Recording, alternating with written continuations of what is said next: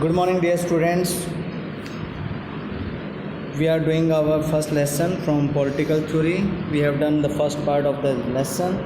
Today we shall read our second part. We shall discuss about second part. In second part we have here 1.2. What do we study in political theory? राजनीतिक सिद्धांत में हम क्या पढ़ते हैं, मतलब क्या चीज़ इसके अंतर्गत आती है, किस किस चीज़ की स्टडी पॉलिटिकल थ्योरी में की जाती है, किस विषय को इसमें समाहित किया जाता है और ये क्या होता है जिसमें हम पढ़ते हैं। पॉलिटिकल थ्योरी की बात हो रही है।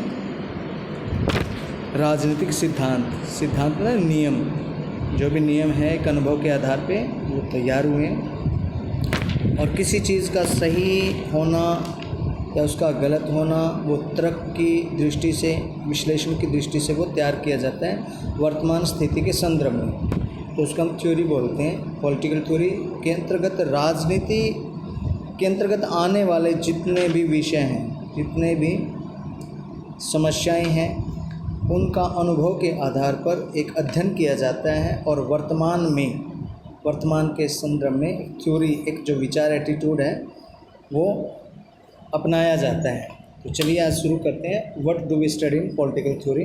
राजनीतिक सिद्धांत में क्या पढ़ते हैं? If we look around us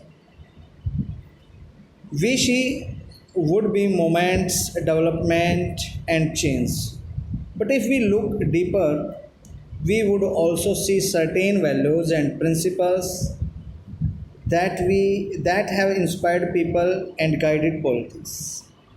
Ideals like democracy, freedom, equality, for instance. Different countries may have to protect such values by enshrining them in their constitution, as is the case with the American and Indian constitution. If we look around us, अगर हम अपने आसपास देखें, अपने चारों ओर देखें, तो हमें वहाँ पर मोमेंट्स, डेवलपमेंट और चेंज है, ये चीज़ दिखाई देंगी। आंदोलन, विकास और परिवर्तन ही दिखेगा। लेकिन अगर हम गहराई से गौर करें और ध्यान से देखें तो हमें यह भी दिखेगा कि निश्चित मूल्य और सिद्धांतों ने जनता को प्रोत्साहित किया है और इस तरीके से नीतियों को राजनीति से के संबंध में, समाज के संबंध में, राजनीति का जहाँ तक संबंध है समाज के संदर्भ में, तो उसने नीतियों को निर्देशित किया है, नीतियों को बनाने में अहम महत्वपूर्ण भूमिका निभाई है। लोकतंत्र, स्वतंत्रता या समानता, ऐसे ही सिद्धांत हैं, ऐसी थ्योरी हैं, पॉलिटिकल थ्योरी, आइडियल थ्योरी, जो इसके अंतर्गत आई हैं। विवेचन, विश्लेषण, तर्क के आधार पर वर्तमान स्थिति के संदर्भ में जो हमने लोकतंत्र, स्वतंत्रता, समानता, ये आदि सिद्धांत है, इनका प्रतिपादन किया है। विभिन्न देश ऐसे मूल्यों को अपने संविधान में स्थापित करते हैं और उनकी हिफाजत करने का प्रयास करते हैं, सुरक्षा प्रयास करते हैं। उदाहरण के तौर पर जैसे अमेरिका और भारतीय के संविधान में ऐसा किया गया है।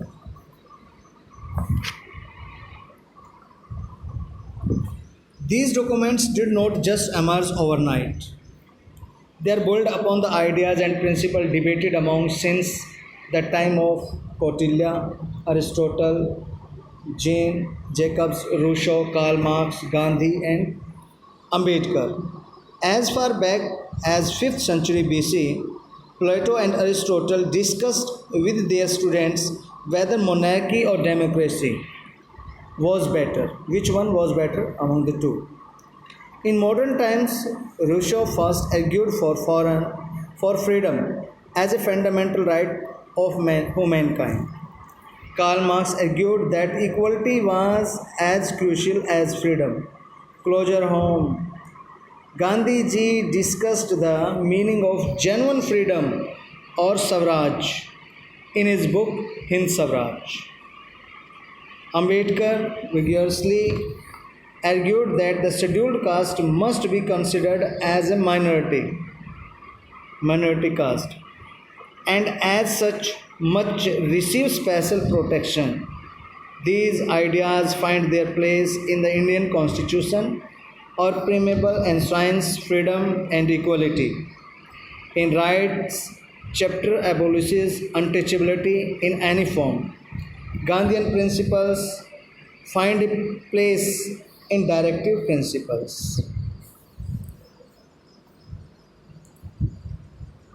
अगर देखें, हालांकि इन संवैधानिक दस्तावेजों की जो उत्पत्ति है रातों रात नहीं हुई थी, इनका निर्माण करने में समय लगा है।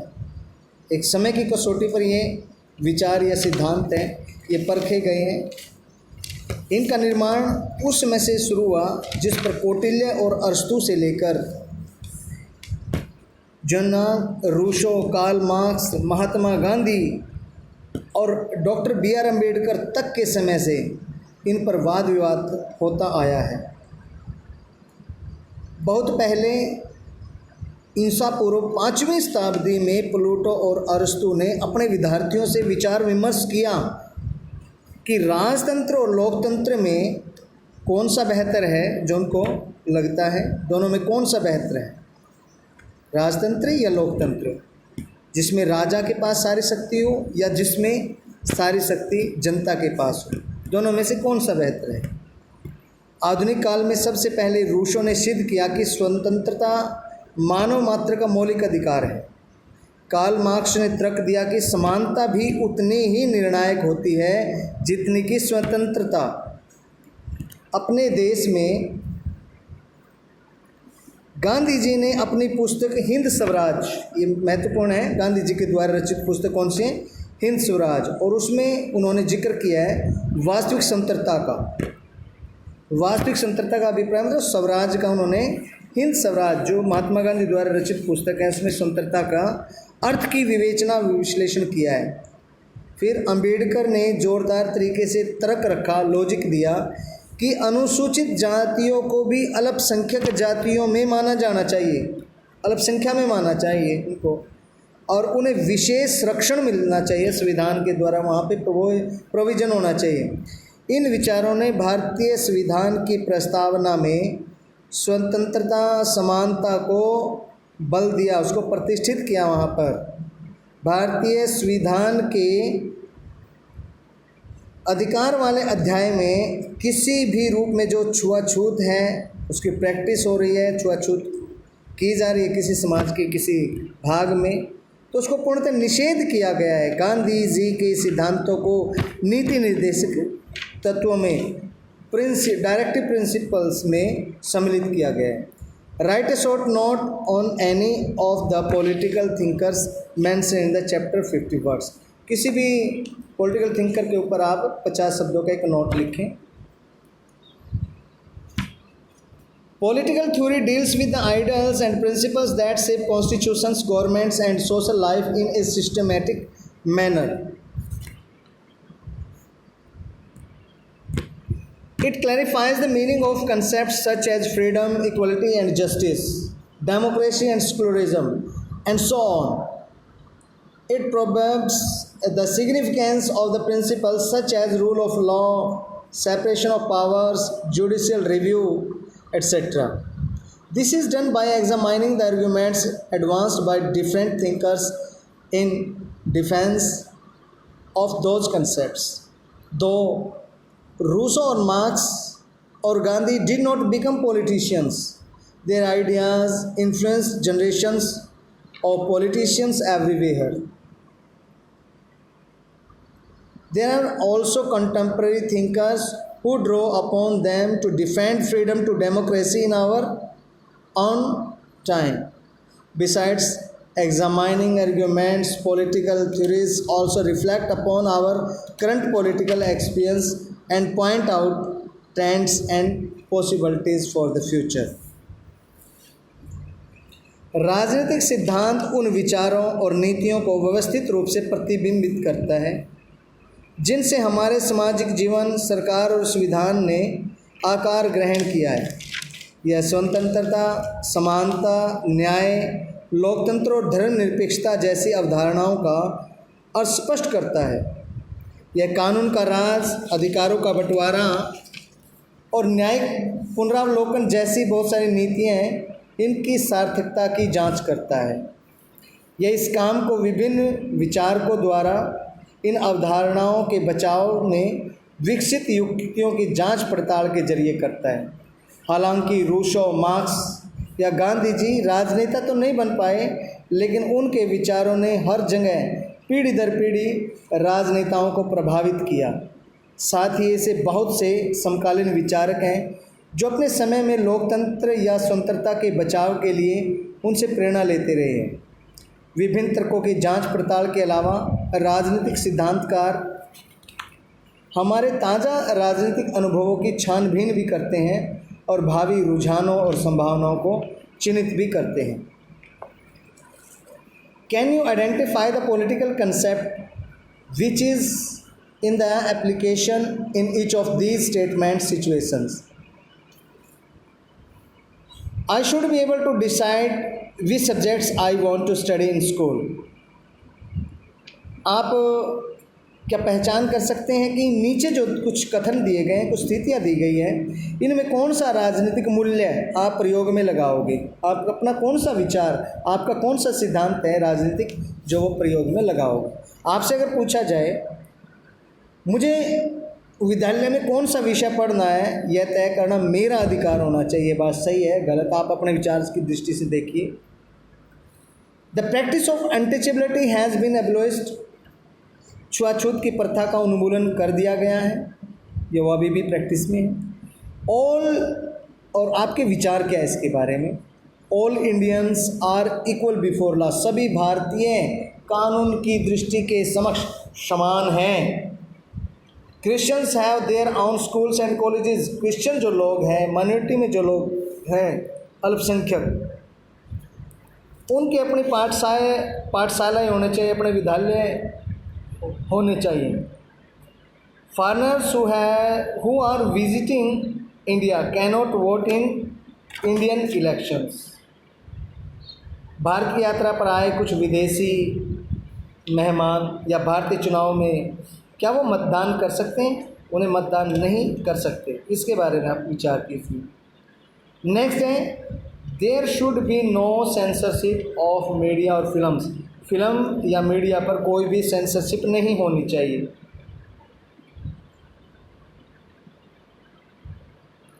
Next, students should be consulted while planning the annual day function. कि विद्यालय में जब वार्षिक उत्सव मनाया जाता है, उसकी योजना बनाते समय छात्र छात्राओं से सलाह ली जानी चाहिए या नहीं ली जानी चाहिए?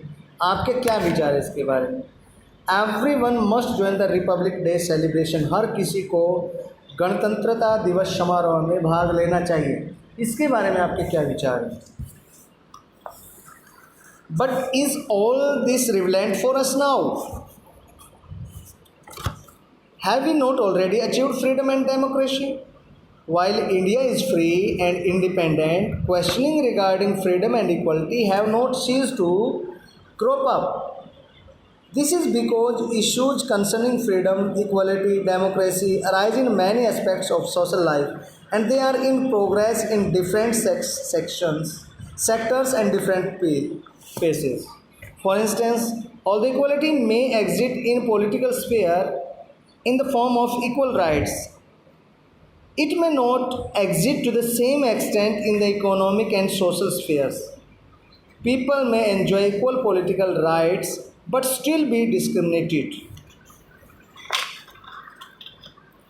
against socially because of their caste and poverty. Some people may have privileged place in society while others are deprived even of basic necessities. Some are able to achieve whatever goals they set for themselves, while many are unable even to go to schools so that they can have decent jobs in the future. For them, freedom is still a distant dream.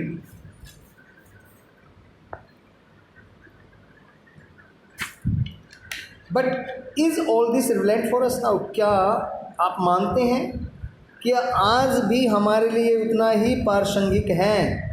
क्या आज भी हम समतंत्रता और लोकतंत्र प्राप्त नहीं कर पाए हैं? भारत क्या सचमुच में ही स्वायत्त देश है, स्वतंत्र देश है? हालांकि स्वतंत्रता और समानता से संबंधित प्रश्नों पर आज भी विवाद उठना बंद नहीं हुआ है। ऐसा इसलिए कि स्वतंत्रता, समानता और लोकतंत्र से संबंधित जितने भी मुद्दे रहे हैं वो सामाजिक जीवन के अनेक मामलों से उठते रहे हैं और विभिन्न क्षेत्रों में अलग अलग रफ्तार से उनकी बढ़ोतरी हो रही है। उदाहरण के लिए राजनीतिक क्षेत्र में समानता समान अधिकारों के रूप में बनी है, लेकिन यह आर्थिक और सामाजिक क्षेत्रों में उसी तरह नहीं है। लोगों के पास समान राजनीतिक अधिकार हो सकते हैं, लेकिन हो सकता है कि समाज में उनके साथ जाति या गरीबी के कारण अभी भेदभाव होता हो।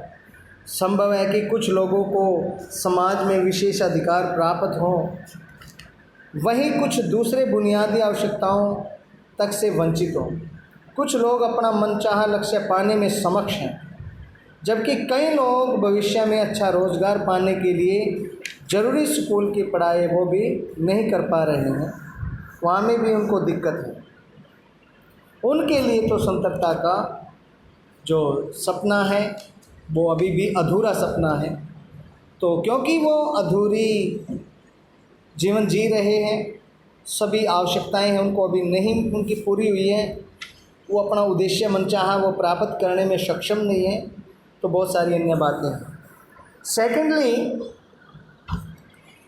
though freedom is granted in our constitution, we encounter new interpretations all the time. This is a bit like playing game as we play chess or cricket. We learn how to interpret the rules. In the process, we discover new and broader meaning of the game itself.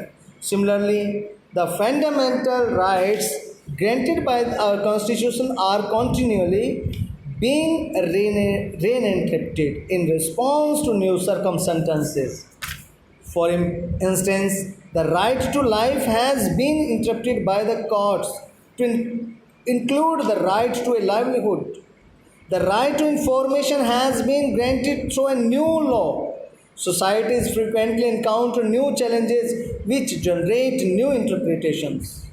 The fundamental rights granted by our Constitution have been amended and expanded over time through judicial interpretations and government policies which are designed to address new problems.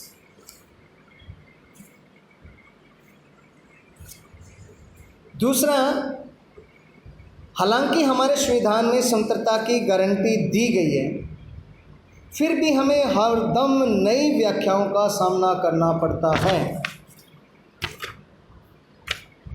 यह एक तरह से खेल खेलने जैसा है। जैसे हम शतरंज का या क्रिकेट का खेल खेलते हैं तो हम सीखते हैं कि उसके नियमों की व्याख्या कैसे करनी। एक ऐसी प्रक्रिया में हम खेल के नए नियमों को नए व्यापक तरीके से खोज निकालते हैं। ठीक उसी प्रकार नई परिस्थितियों के मद्देनज़र संविधान में दिए गए मौलिक अधिकारों की निरंतर पुनर्व्याख्या की जा रही है। इसकी एक रूप तो यह है कि आजीविका के लिए अधिकार को जीवन के अधिकार में शामिल करने के लिए अदालतों द्वारा उसकी पुनर्व्याख्या की गई है। सूचना के अधिकार की गारंटी एक नए कानून के द्वारा की गई है। समाज बार बार नई चुनौतियों का सामना करता है, इस क्रम में नई व्याख्याएं पैदा होती हैं। समय के साथ साथ संविधान में दिए गए मौलिक अधिकारों में संशोधन भी हुए और इनका विस्तार भी हुआ। यद्यपि न्यायिक व्याख्याएं और सरकारी नीतियां कई समस्याओं का सामना करने के लिए ही बनाई गई। thirdly, as our world changes, we may discover new dimensions of freedom as well as new threats to freedom. For instance, global communications technology is making easier for activists to network with one another across the world for protecting tribal cultures or forests. But it also enables terrorists and criminals to network. Moreover, internet commerce is all set to increase in the future. This means that the information we give about ourselves online to buy goods and services must be protected. So even though citizens of internet, netizens are those citizens who use internet in order to complete their daily chores and work, office work or at home. Wherever they are, they have good access to internet and they perform their day's work on net only. Such citizens are called netizens. Do not like government control. They recognize that some form of regulation is necessary to safeguard individual security and privacy. As a result, questions are raised regarding how much freedom should be given to people using the net. For instance, should they be allowed to send unsolicited emails to strangers? Can you advertise your products in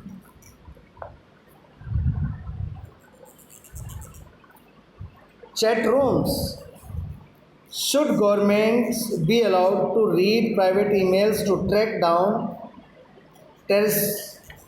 How much regulation is justified and who should regulate, government or some independent regulator? Political theory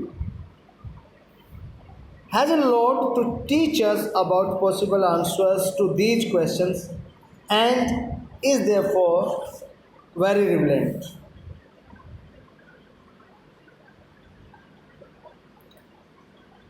और यहाँ दूसरा ये है कि हमारे संविधान में स्वतंत्रता की गारंटी दी गई है। हमारे जो संविधान में स्वतंत्रता की गारंटी दी गई है, जिसके तहत जैसे जैसे हमारी दुनिया बदल रही है,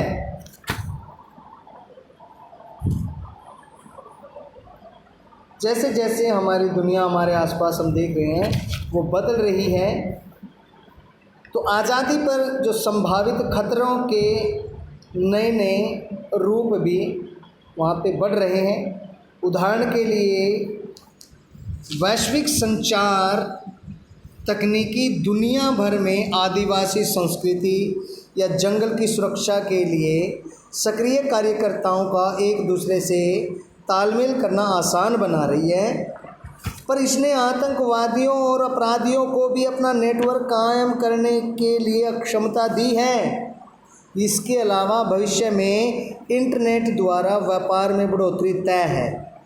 इसका अर्थ ये हुआ कि वस्तुएं और सेवाओं की खरीद के लिए हम अपने बारे में जो सूचना ऑनलाइन देंगे उसकी सुरक्षा भी होनी चाहिए। इसीलिए यूँ तो इंटरनेट जन यानी कि अंग्रेजी में इंटरनेट का इस्तेमाल करने वालों को नेटिजन कहा जाता है। तो सरकारी नियंत्रण नहीं चाहते हैं बिल्कुल भी, लेकिन वे भी वैश्विक रूप से अपनी व्यक्तिगत सुरक्षा और गोपनीयता बनाए रखने के लिए किसी न किसी प्रकार के नियम को जरूरी मानते हैं। परिणाम स्वरूप ये प्रश्न उठाए जाते हैं कि इंटरनेट इस्तेमाल करने वालों को कितनी स्वतंत्रता दी जानी चाहिए। क्या आप किसी अजनबी को एक अवांछनीय ईमेल भेज सकते हैं? क्या आप चैट रूम में अपने उत्पादन, अपने प्रोडक्ट का एडवर्टाइज या विज्ञापन कर सकते हैं? क्या सरकार आतंकवादियों का पता लगाने के लिए, उनका सुराग लगाने के लिए किसी के व्यक्तिगत ईमेल में ताक झांक कर सकती है? कितना नियमन न्याय उचित है और किसको नियमन करना चाहिए? सरकार को या कुछ स्वतंत्र नियामकों को, जो नियम बनाने वाले हैं उनको?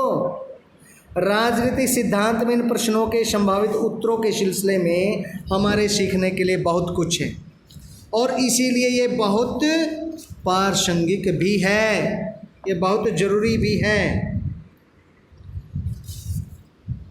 इसके साथ प्यारे बच्चों, आज का जो हमारा इस चैप्टर की थर्ड वीडियो है, सेकंड शायद ये थर्ड वीडियो है, तो थर्ड वीडियो हमने नहीं, ये सेकंड है, तो सेकंड पार्ट हमने कंप्लीट कर लिया है। कल को जो हम इस क्लास का थर्ड लेसन वो करेंगे। तीसरे पार्ट में ये लेसन लगभग मुझे लगता है कवर हो जाएगा, लेकिन फिर भी नहीं हुआ, शायद 2 लेक्चर और लगेंगे इसमें। कोई बात नहीं, आप हिम्मत से काम लें और समझने की कोशिश करें। बार बार वीडियो देखें और बार बार समझने की कोशिश करेंगे। बेटा ऐसा नहीं है, मुश्किल से मुश्किल विषय वो आपके समझ में आता है। ऐसा उन बच्चों के साथ होता है जो मेहनती हैं, उनके ऊपर सरस्वती माँ का आशीर्वाद होता ही होता है। बच्चों अपनी मेहनत से न भागो, +1 नहीं है, आप जीवन के लिए सफलता के प्रयास कर रहे हैं। ये आप अच्छे से मेहनत करें, आगे बढ़े जीवन में। Thank you and have a nice day. May goddess Saraswati bless you. Thank you बेटा। Tomorrow we shall take up the third part of the video, putting political theory to practice, यानी कि राजनीतिक सिद्धांत को आप व्यवहार में कैसे उतारेंगे। That's enough for today. Thank you.